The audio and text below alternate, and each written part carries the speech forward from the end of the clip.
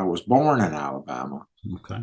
I went to school in Tennessee, Mhm. and every other time I was down in Alabama again. We still have that family farm down there that I spent every summer and every holiday. And, we never really did go on vacation. We went to our grandparents' house. I think we went to Rock City one time and looked at it and turned around and came back home one time. I don't think we ever spent the night. My dad was on the road 200 and something days a year. The last thing he wanted to do when he got home was get in a car with a bunch of youngins and go on vacation, because that's all he did was ride up and down the road. His vacation was home.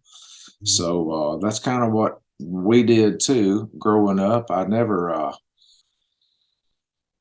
remember my mother would pick us up the last day of school, and she would have the car loaded down. Her parents lived from the same little small town too. They had a farm on the north side of town. My dad's family lived on the south side of town.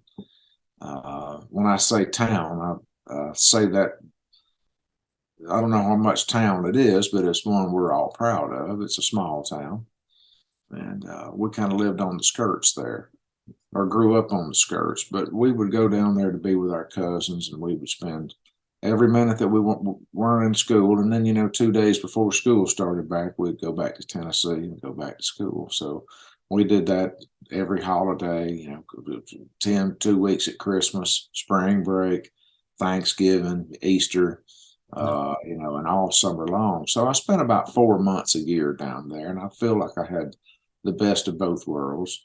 My granddaddy was a little tiny man. He was an identical triplet. It Hmm. was Matthew, Mark, and Luke, and my Wow. grandfather was Luke.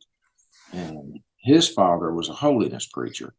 Hmm. Played the fiddle and sang, had a radio show on WEBJ in Bruton, Alabama. He had Really? 13 Mhm. children, and that's kind of how my dad got his start, was on Granddaddy Golden's radio show with my Aunt Lynette.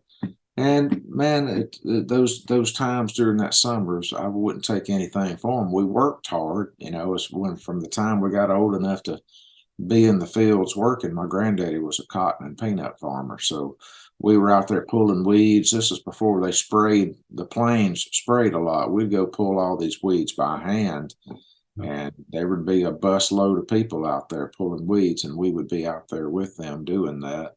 And my grandparents paid us just like they paid everybody else to work on the farm. When we got old enough to start driving tractors, they'd put us on a tractor and tell us Yeah. what to do, and that they'd be back in a little while. And so you just, they'd leave you in the field with the tractor. They'd take the truck and go, check on another field somewhere. So learned responsibility and hard work at an early age. But other than that, they didn't have a television until the 1980s. So in the evening time, we played music. And my Aunt Lynette, my daddy's sister, she played the piano and mandolin. Her husband, Rayford, played the guitar. He was a fine thumb picker. I know we talked about Doyle Dykes right before the show, but my Uncle Rayford, he tried to emulate Chet Atkins and Yeah. Merle Travis, Yeah. and I tried to emulate my Uncle Rayford.